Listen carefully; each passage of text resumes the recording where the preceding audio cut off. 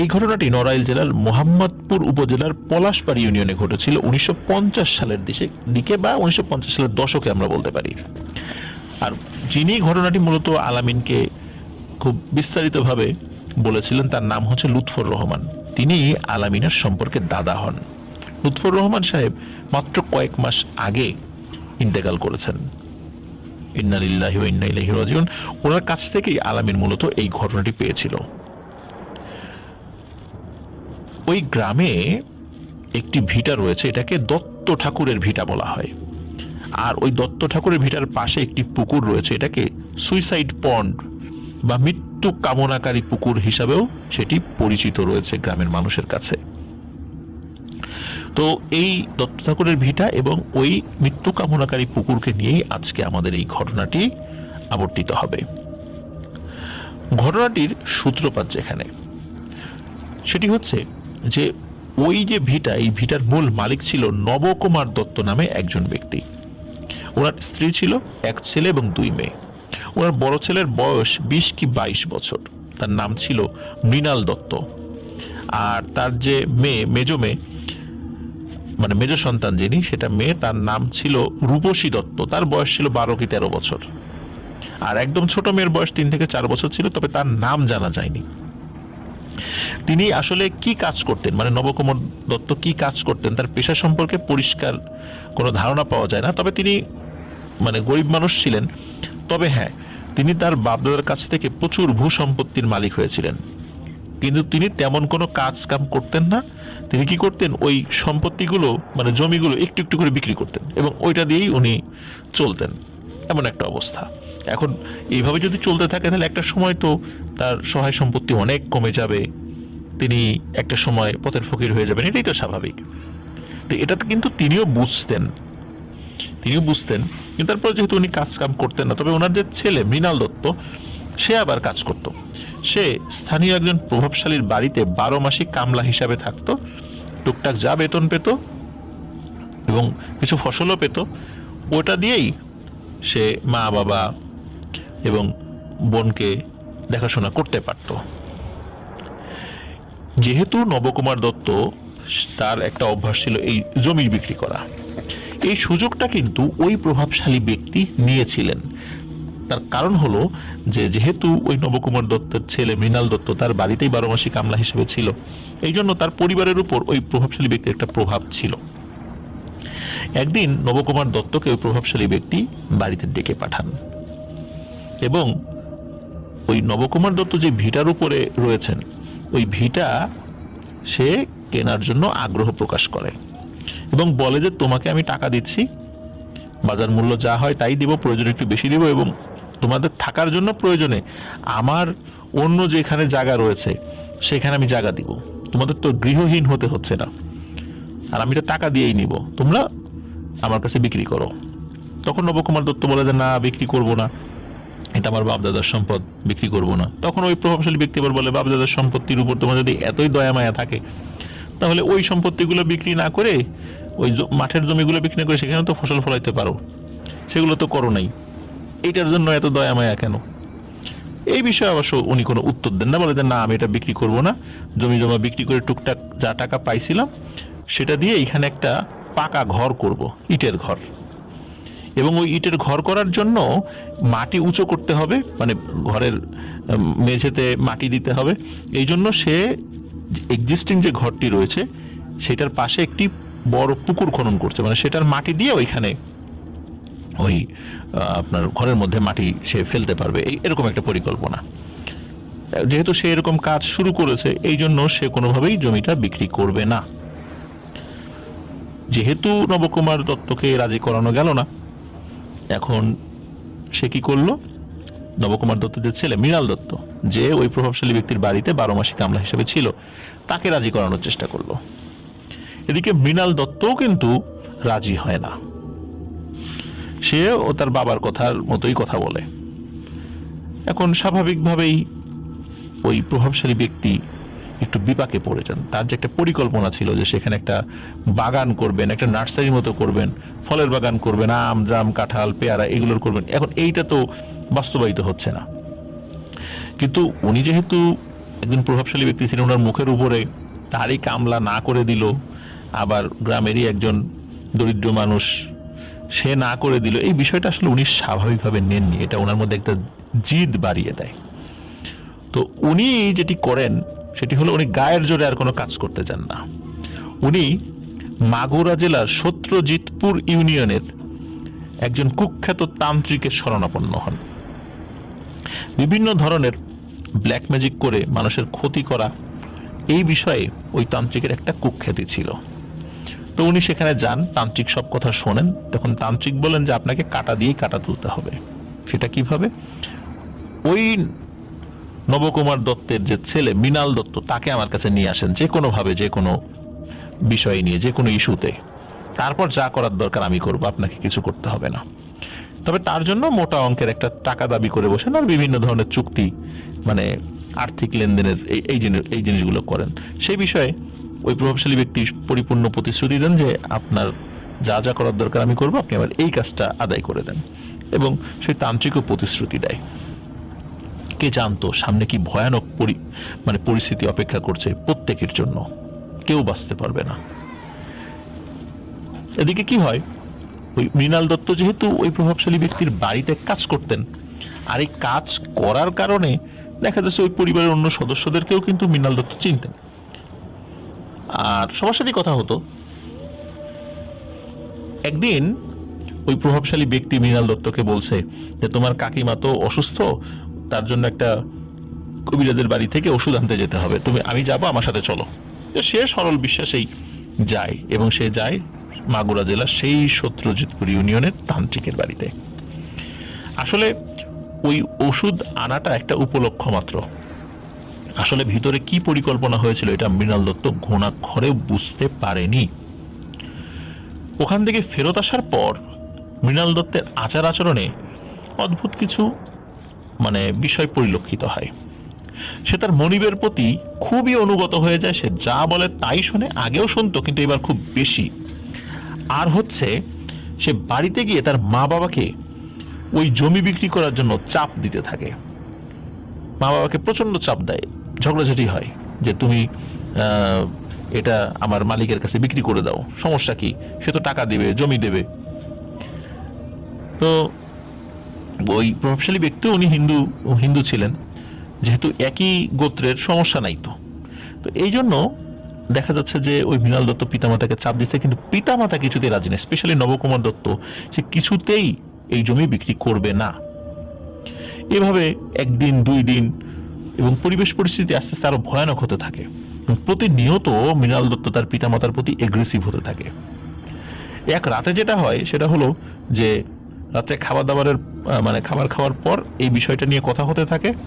যখন পিতামাতা রাজি হচ্ছিল না, বিশেষ করে তার বাবা, সে একটা লাঠি জাতীয় কিছু দিয়ে তার বাবার মাথায় আঘাত করার সাথে সাথে মাথা ফেটে দরদর করে রক্ত পড়তে থাকে। এদিকে মৃণাল দত্তের যে বোন আছে রূপসী দত্ত এবং তার মা, তারা দ্রুত তার পিতাকে মৃণাল দত্তের বাবাকে মাথা ব্যান্ডেজ করে দেয়, এবং তারাও গালিগালাজ করে তাকে। মৃণাল দত্ত রাগ করে বাড়ি থেকে বের হয়ে যায় এবং তার ওই মালিকের বাড়ি, ওই প্রভাবশালী ব্যক্তির বাড়িতে চলে যান। প্রিয় লিসেনার, সঙ্গত কারণে কিন্তু এই প্রভাবশালী ব্যক্তির নামটা আমরা বলতে পারছি না, এবং এটা বলাটা ঠিকও হবে না। তো যাই হোক,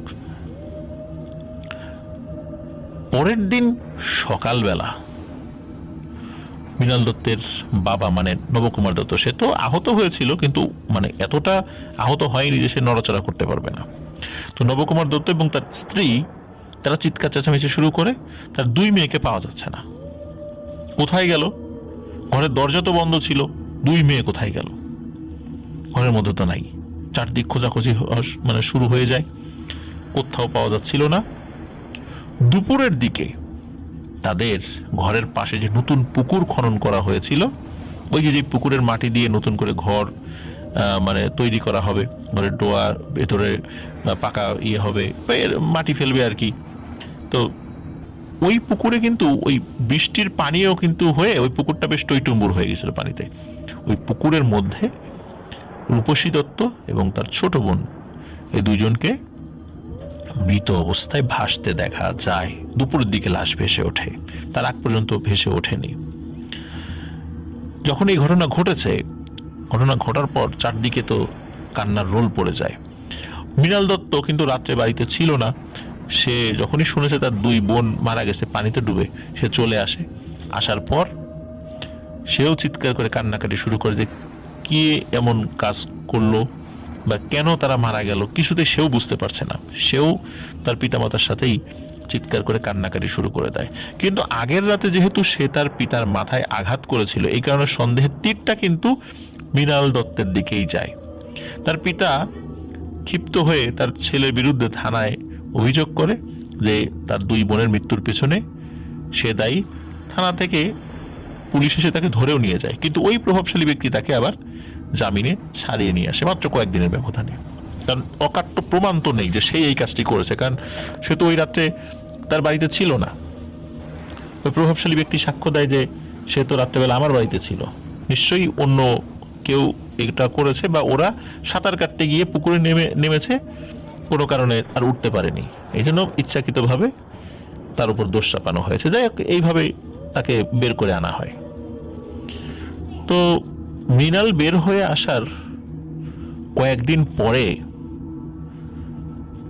সকালবেলা ওই পুকুরে নবকুমার দত্ত এবং তার স্ত্রীর মৃতদেহ ভাসতে দেখা যায়। যখন মৃণালের কাছে খবর পৌঁছায়, মৃণাল আবার চলে আসে, কারণ মৃণাল কিন্তু ওই রাগারাগি করে বাড়িতে থাকতো না, ওই প্রভাবশালী ব্যক্তির বাড়িতে থাকতো। আর এতগুলো বিষয় আপনাদের সামনে উপস্থাপন করার পিছনে একটা কারণ আছে, না হলে মূল বিষয়টা আমরা বুঝতে পারবো না। তো কি হয়, মৃণাল চলে আসে, তার পিতামাতার মৃত্যু সে দেখে, সেও চিৎকার করে কান্নাকাটি করে। আসলে বুঝতে পারে না যে কেন এরকমটা হচ্ছে, কে মারছে তাদেরকে। এর কয়েকদিন পর ওই পুকুরে মৃণালের ডেড বডি ভেসে ওঠে, মৃণালও মারা যায়। তো তার পরিবারের কিন্তু আর কেউ রইল না, সব শেষ। তখন ওই প্রভাবশালী ব্যক্তি গ্রামের লোকদেরকে বলে যে এর তো আর কেউ নাই, তো যার কারণে ওর যে জায়গা জমি আছে সেটা আমি দেখাশোনা করব, এখানে আমি একটা বাগান করব, তো গ্রামবাসী তোমরাও এই বাগানের ফল টল খাবা, কোনো সমস্যা নাই, কিন্তু এই জায়গাটা আমার দখলে থাকবে। যে গ্রামের মানুষদেরকে সে কোনোভাবে ম্যানেজ করতে সক্ষম হয়, সে ওই জায়গাটা নিজের দখলে রাখে এবং ওই জমিতে সে বিভিন্ন ধরনের নার্সারি এইগুলো করতে থাকে আর কি। বিশেষ করে আম গাছ, কাঁঠাল গাছ, পেয়ারা গাছ, বিভিন্ন ধরনের গাছ লাগায় সে। ওদিকে একটি অদ্ভুত ঘটনা ঘটছে প্রিয় লিসেনার্স, সেটি হচ্ছে ওই যে নবকুমার দত্ত ইটের ঘর তৈরি করছিল, সেটা কিন্তু বেশ মানে অনেক দূর হয়েও গিয়েছিল। আর ওই সময় কিন্তু ওই যে পোড়া ইট, আমরা আগেকার আমলের যে ইটগুলো দেখেছি, এখনকার ইটের মতো না, সেগুলো ওই যে পোড়া ইট দিয়ে বেশ মোটা দেয়াল দিয়ে ঘর তৈরি করা হতো। ওই ঘরটা বেশ অনেক দূর হয়েও গিয়েছিল, কিন্তু শেষ হয়নি পরিপূর্ণভাবে। যেহেতু এটা অপরিপূর্ণ ছিল, যার কারণে এটা নিয়ে আর ওই প্রভাবশালী ব্যক্তি কোনো কাজ করেনি। তার নজর ছিল অন্যদিকে, যে সে মানে নার্সারি করবে, ফলের গাছ লাগাবে। কিন্তু একটা অদ্ভুত ব্যাপার হলো, ওই গ্রামের সবাই এবং এমনকি প্রভাবশালী ব্যক্তিও লক্ষ্য করে যে ওই বাড়িটা আস্তে আস্তে মাটির নিচে চলে যাচ্ছে। এমন তো হওয়ার কথা নয়, কেনই বা ওই বাড়িটা আস্তে আস্তে মাটির নিচে চলে যাচ্ছে, কেউ বুঝতে পারে না।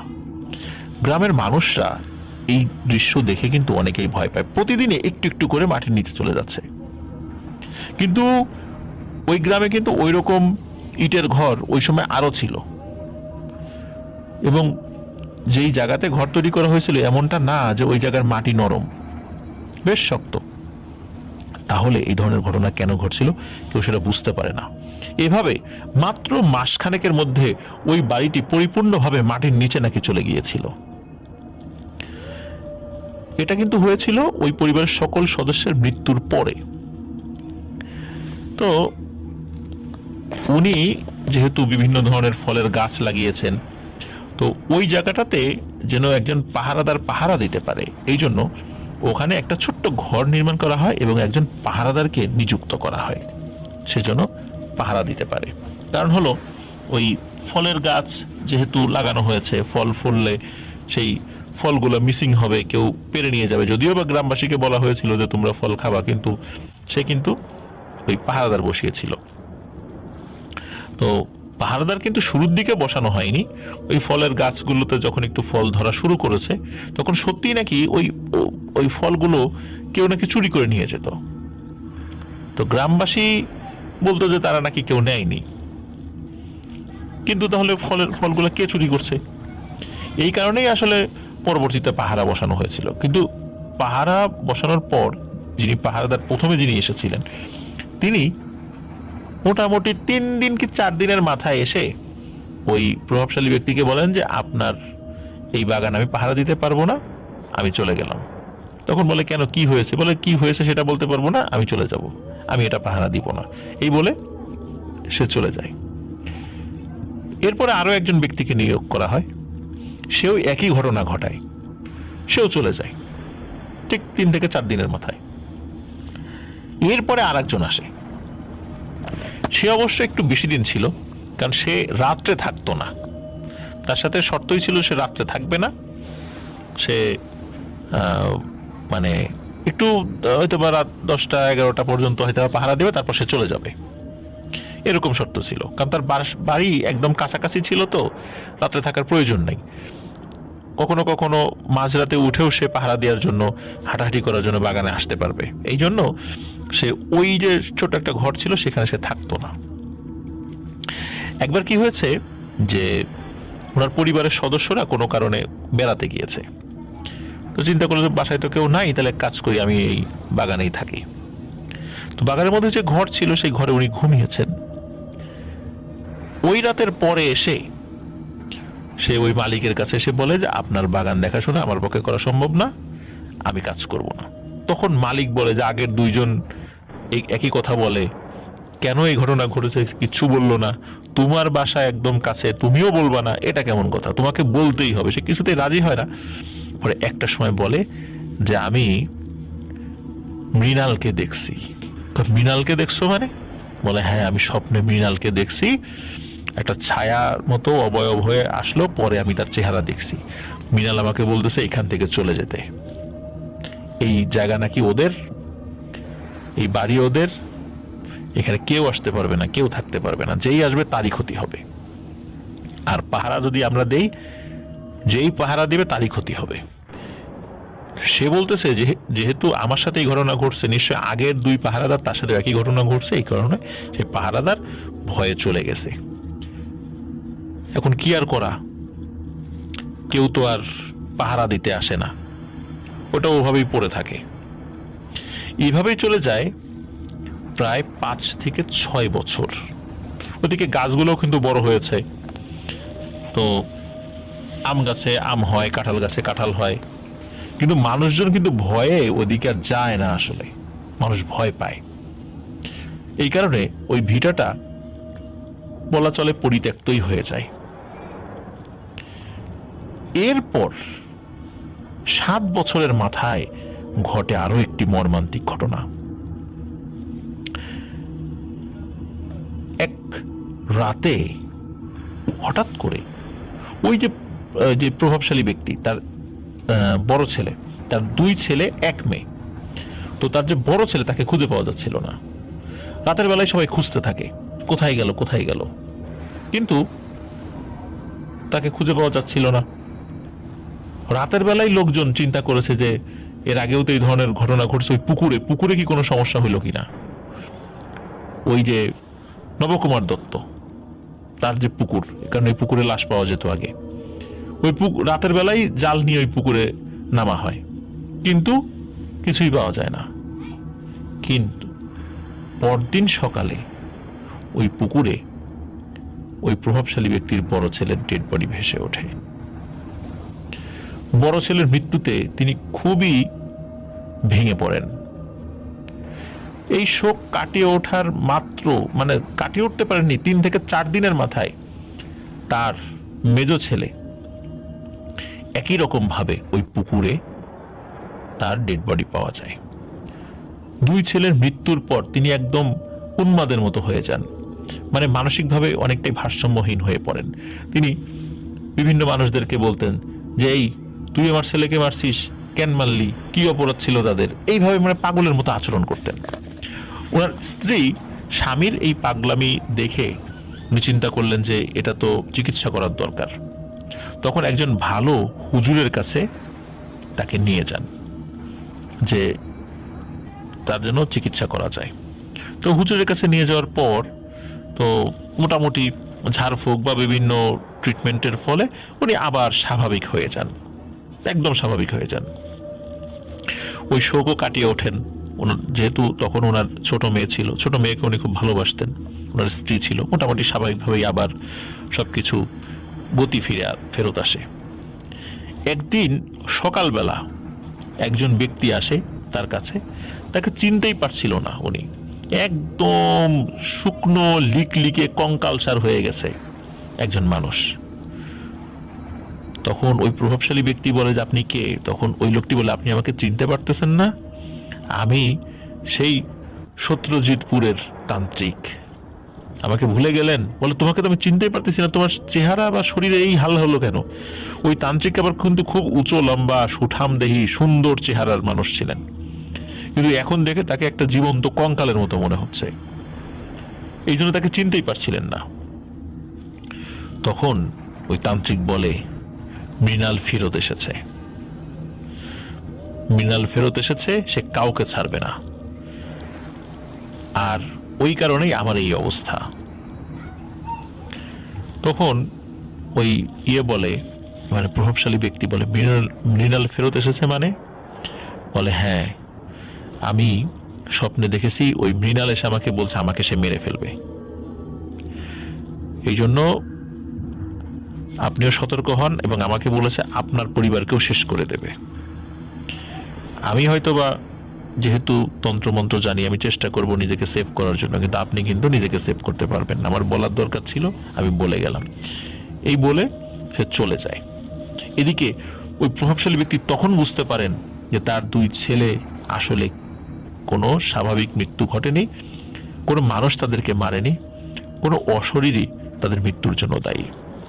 এরপর যেই হুজুরের কাছ থেকে চিকিৎসা নিয়ে উনি স্বাভাবিক হয়েছিলেন, সেই হুজুরের কাছে যান উনি এবং ওনার স্ত্রী, এবং গিয়ে বলেন যে এই সমস্যা, এই ধরনের কথা হয়েছে, যেভাবে হোক কিছু একটা করেন। তখন ওই হুজুর শুরুর দিকে মানে এই বিষয়টি মানে বলেন যে আচ্ছা আমি ঠিক আছে দেখি, কিন্তু উনি আসলে রাজি হচ্ছিলেন না বেশ কিছু কারণে।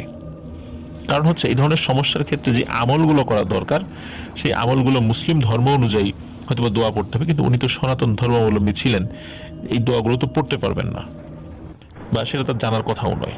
তো উনি কিভাবে ট্রিটমেন্ট দেবেন এটা নিয়ে উনি একটু সন্দিহান ছিলেন যে এটা কিভাবে চিকিৎসাটা করব।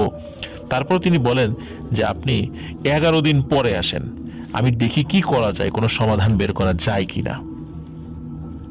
তো 11 দিন পরে যখন তারা যায়, তখন হুজুর তাদের সাথে কথাই বলতে চায় না, বলে আপনাদের সাথে কথাই বলবো না, আপনারা খুব খারাপ মানুষ, যে কাজ করছেন আপনারা এর কোনো ক্ষমা নাই, আপনাদের সাথে মানে আপনার কাজ করতে গিয়ে মানে আরো একটা অন্যায় কাজ করা হবে, মানে আপনার উপকার করা মানে একটা অন্যায় কাজ করা, অন্যায়কে প্রশ্রয় দেয়া।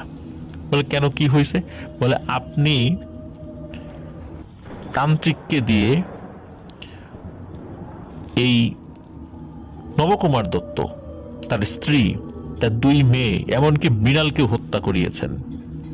প্রথমে মৃণালের উপর জিন চালান করে, তাকে পজেস্ট করে মৃণালকে দিয়ে তার দুই বোনকে হত্যা করিয়েছেন, তারপর তার মা বাবাকে হত্যা করিয়েছেন। পরে এই মৃণাল জিন দ্বারা পজেস্ট হয়ে নিজেই ওই পুকুরে ঝাঁপ দিয়ে সুইসাইড করেছে। এইভাবে আপনি একটা পরিবারকে শেষ করে দিয়েছেন। কিন্তু এইভাবে এরকম একটা অন্যায় করার পরও যদি আমি আপনাকে সহযোগিতা করি, তাহলে তো এটাও একটা অন্যায় কাজ হবে। এখন বলেন যে হ্যাঁ ঠিক আছে, এটা অন্যায় হয়েছে, কিন্তু আমরা বিশেষ করে ওনার স্ত্রী কিন্তু এটা কিছুই জানতেন না, ওনার স্ত্রী তখনই মানে জানলেন আর কি, আর উনি এই বিষয়টা নিজের মধ্যে গোপন রেখেছিলেন। এটা জানতো শুধু তান্ত্রিক আর ওই প্রভাবশালী ব্যক্তি। তখন এও বলেন যে ওই তান্ত্রিকের এই অবস্থা কেন হয়েছে জানেন? সেটা হলো যে জিনকে দিয়ে এই কাজটি করা হয়েছিল। ওই জিন ওই তান্ত্রিকের সাথে একটা চুক্তিতে আবদ্ধ ছিল। ওই তান্ত্রিক ওই চুক্তি অনুযায়ী প্রতিশ্রুতি রক্ষা করেনি, ফলে ওই জিনের সাথে ওই তান্ত্রিকের দ্বন্দ্ব বেঁধে যায়, এবং যার পরিপ্রেক্ষিতে ওই জিন ওই তান্ত্রিককে ক্ষতি করছে। আর মৃণাল বেশে যাকে দেখছেন সেটা ওই জিনই, এবং ওই জিন একা নয়, ওরা মোট 3 জন। ওই 3 জনের মধ্যে ওদের যেই দলনেতা সে এতটা শক্তিশালী যে তার সাথে কোনোভাবেই যোগাযোগ করা সম্ভব নয়, তাকে কোনোভাবে হাজিরও করা যায় না, সে কারো কথা শোনে না, এবং সে আসলে ভালোও না খারাপও না, তাকে খারাপও বলা যাবে না ভালোও বলা যাবে না, কিন্তু সে কারো কথা শোনে না, তাকে কোনোভাবেই বশীভূত করা সম্ভব না, এমনকি সে হাজিরও হয় না। সুতরাং আপনি এর থেকে বাঁচতে পারবেন বলে মনে হয় না। আর ওই যে শক্তিশালী জিন যেটি, সে এই বিষয়টা নিয়ে খুবই ক্ষিপ্ত আপনাদের উপরে, যে এরকম একটা অন্যায় করা হয়েছে, যার কারণে সে খুবই ক্ষিপ্ত। আর তারপর তারই স্বগোত্রীয় একজনের সাথে চুক্তি করার পরেও তান্ত্রিক সেই চুক্তি রক্ষা করেনি, এই জন্য তান্ত্রিকের উপরে খুব ক্ষিপ্ত। এর থেকে বের হয়ে আসার আর কোনো উপায় নেই। তখন ওই প্রভাবশালী ব্যক্তি অনেক কান্নাকাটি করেন যে কোনো একটা উপায় বাতলান। তখন ওই হুজুর কিছুক্ষণ চুপ থেকে বলেন যে একটাই উপায় হতে পারে, কিন্তু সেটা কোনো সমাধান হবে কিনা আমি জানি না।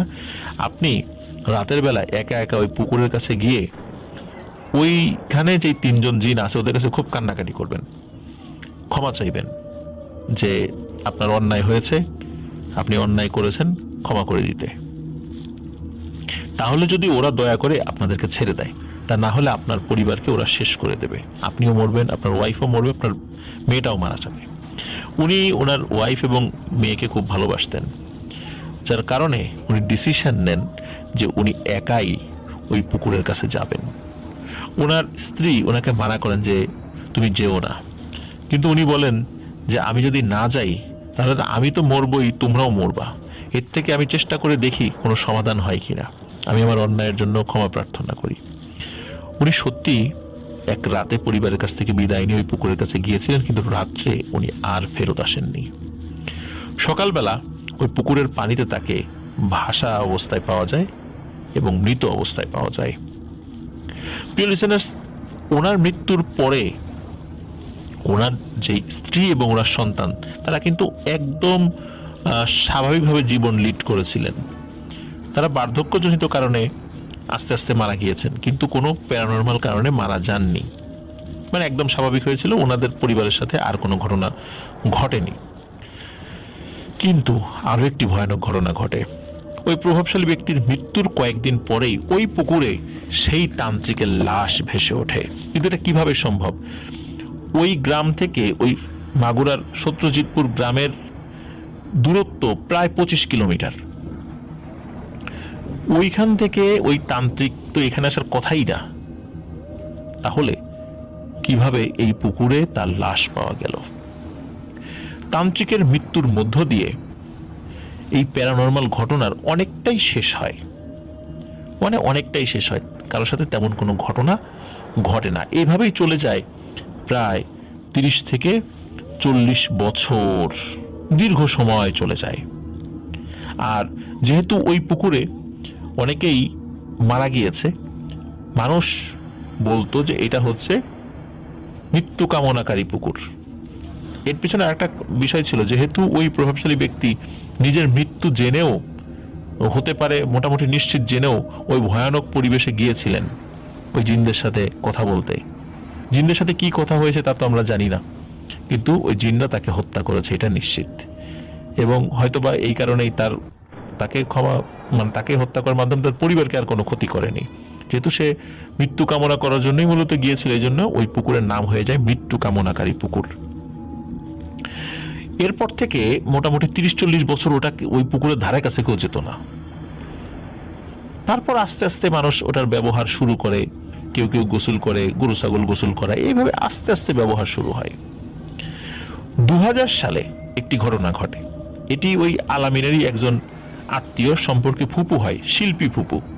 এই শিল্পী ফুপু উনি কি করতেন, ওই স্বামীর সাথে ঝগড়া করে মাঝে মাঝে বাপের বাড়িতে চলে আসতেন, 5-7 দিন থাকতেন, আবার যেতেন। তো প্রায়শই এই ধরনের ঘটনা ঘটতো। তো যার কারণে ওই শিল্পী ফুপুর যে মা বাবা তারাও তো খুবই হতদরিদ্র, মানে নিজেদের চলতে কষ্ট হতো, তারপর যদি মানে মেয়ে তার বাচ্চা সহ আসে তাদেরও তো ভরণ পোষণের জন্য মানে কষ্ট করতে হতো। তো পিতামাতা তাকে খুব রাগারাগি করতেন যে এই ধরনের তার আচরণের জন্য। তো এক রাত্রে তাকে আর পাওয়া যাচ্ছিল না, কোথায় গেল। পরদিন সকালবেলা এই শিল্পী ফুপুর লাশ ওই পুকুরে পাওয়া যায়। উনি হয়তোবা সুইসাইডই করেছিলেন, সবাই এমনটাই বলে। যাই হোক, তো এই যে পুকুরটা এটা কিন্তু আজও রয়েছে প্রিয় লিসেনার্স। আর ওখানে এখনো ওই জিনভূত আছে কিনা এটার একটা প্রমাণ আমরা পাই একদম রিসেন্ট ঘটনার মাধ্যমে। সেটা হচ্ছে যে ওই পাশ দিয়ে, মানে ওই গ্রামের পাশ দিয়ে একটা সরকারি একটা প্রজেক্ট হচ্ছে এখন, ওই ইছামতি বিলের সাথে মধুমতি নদীর একটা সংযোগ প্রকল্প। আর এই সংযোগ প্রকল্পর লাইনটা মানে করার জন্য একটা খাল নির্মিত হবে। এই খালটা গিয়েছে ওই দত্ত ঠাকুরের ভিটার পাশে যে পুকুর রয়েছে, মৃত্যু কামনাকারী পুকুর, তার পাশ দিয়ে। এখন যেহেতু ওই জায়গাটি দীর্ঘদিন ধরে একদম পরিত্যক্ত, ওটা সরকারি জমি হিসাবে পরিণত হয়েছে, ওখানে কোনো মানুষ ভয়েই যেত না। তো এই জন্য যে প্ল্যানটা করা হয়েছিল সেটি হলো যে ওই যখন ওই খালটা তৈরি করা হবে, ওই পুকুরের অংশ বিশেষ জন্য খালের সাথে সংযুক্ত হয়ে যায়, এরকম। যেহেতু পাশেই একটা পুকুর রয়েছে পরিত্যক্তের মতো, কেউ তো ওইভাবে ব্যবহার ট্যাবহার করে না। কিন্তু যখনই এক্সক্যাভেটর, যেটাকে আমরা ভেকু বলি, এক্সক্যাভেটরের মানে মাথার অংশ যখন খনন করার জন্য ওই পুকুরের একটা পাশে মানে ডুবিয়ে দেওয়া হয়েছে, সাথে সাথে এক্সক্যাভেটর বন্ধ হয়ে যায়। একটা অদ্ভুত ব্যাপার। অনেক চেষ্টা করা হয়, এক্সক্যাভেটর অন করা যায় না। মোটামুটি যখন ডিসিশন হয় যে হ্যাঁ এক্সক্যাভেটর এখান থেকে সরিয়ে ফেলা হবে, তখন স্টার্ট দিলে সেটা স্টার্ট নেয়। কিন্তু খননের উদ্দেশ্যে যখন এক্সক্যাভেটরের মাথাটা ওই পুকুরের পানির মধ্যে নামিয়ে দেওয়া হয়, সাথে সাথে এক্সক্যাভেটর বন্ধ হয়ে যায়। এবং এই ঘটনা যে শুধু মানে মাত্র কয়েকজন মানুষ দেখেছে তা নয়, ওই গ্রামের হাজার হাজার মানুষ এটার সাক্ষী। পরে গ্রামের মানুষরা পরামর্শ দেয় যে আপনারা এটা করতে পারবেন না, কারণ এই পুকুর রিলেটেড অনেক ভয়ানক ঘটনা রয়েছে, এই কাজটা আপনারা হয়তোবা কোনোভাবেই করতে পারবেন না। যখন এই বিষয়টি ঊর্ধ্বতন কর্তৃপক্ষকে জানানো হয়, তখন প্রশাসনের কর্তা ব্যক্তিরা সেখানে আসেন। সেখানে আসার পরে তাদের সামনেও যখন একই ঘটনা ঘটে, তখন এই প্ল্যানটা পরিবর্তন করা হয়। ওই পুকুরটা অক্ষত রেখেই পাশে একটা ক্যানাল করা হয়েছে, ইছামতি বিল এবং মধুমতি নদীর সংযোগ মানে প্রকল্প হিসেবে। পুকুরটা এখনো ওভাবেই রয়ে গেছে। তবে হ্যাঁ, আপনাদের মনে প্রশ্ন আসতে পারে যে ওই যেই জমিটা মানে ভিটাটা, ওই ভিটাটার কি অবস্থা। সাম্প্রতিক বলতে এই বছরখানেক হয়েছে যে ওই জায়গাটি, ওই দত্ত ঠাকুরের যে ভিটাটা, এই ভিটাটা স্থানীয় একজন প্রভাবশালী ব্যক্তি সরকারের কাছ থেকে লিজ নিয়ে সেখানে একটি কৃষি ফার্ম করেছেন, আমের বাগান এবং আরো কিছু ফলের বাগান সেটা করেছেন। ওই আগের যে পুরাতন গাছগুলো সেগুলো এখন আর নেই, সেগুলো সব কেটে ফেলা হয়েছে। এটা এখন একদম পরিষ্কার হয়ে গিয়েছে এবং এখানে এখন আর কোনো ভয়ানক ঘটনা ঘটে না। এটা একদম স্বাভাবিক, ওখানে শ্রমিকরা কাজ করে, একদম স্বাভাবিক হয়ে গিয়েছে। তবে হ্যাঁ, ওই যখন ওই আম বাগান করা হবে এবং আমের সাথে আরো কিছু ফলের বাগান করা হবে, তখন যখন মাটি খোঁড়া হয়েছিল, মাটির নিচে ওই যে সেই মাটির নিচে যে দেবে যাওয়া নবকুমার দত্তের নির্মাণাধীন বাড়ির ইট পাওয়া যায়। যত খোঁড়ে তত ইট পাওয়া যায় এবং ওই ইটগুলো, যেহেতু যিনি এটা কিনেছিলেন তিনি তো প্রভাবশালী ব্যক্তি ছিলেন, তো তিনি এই ইটগুলো দিয়ে কি করবেন। স্থানীয় একজন মানুষ, তিনিও মানে আসলে গরিব মানুষ, তার নাম হচ্ছে রফিক। এই রফিক খুবই স্বল্প দামে মানে নামমাত্র মূল্যে এই ইটগুলো কিনে নিয়ে গেছেন এবং এই ইটগুলো দিয়ে রফিক তার বাড়িতে কাজে লাগিয়েছেন। এই ইটগুলো এখনো আছে রফিকের যে বাড়িটা, এই বাড়িতে সে কাজে লাগিয়েছেন। এই ঘটনার সাক্ষী বহু মানুষ রয়েছে। প্রিয় লিসেনার্স, আশা করছি ঘটনাটি আপনাদের ভালো লেগেছে। ঘটনাটির সত্যতা যদি আপনারা যাচাই করতে চান, তো আমি যে ঠিকানা বলেছি নড়াইল জেলার মোহাম্মদপুর উপজেলার পলাশবাড়ি ইউনিয়নে গেলে আপনারা এই ঘটনাটির সত্যতা যাচাই করতে পারবেন।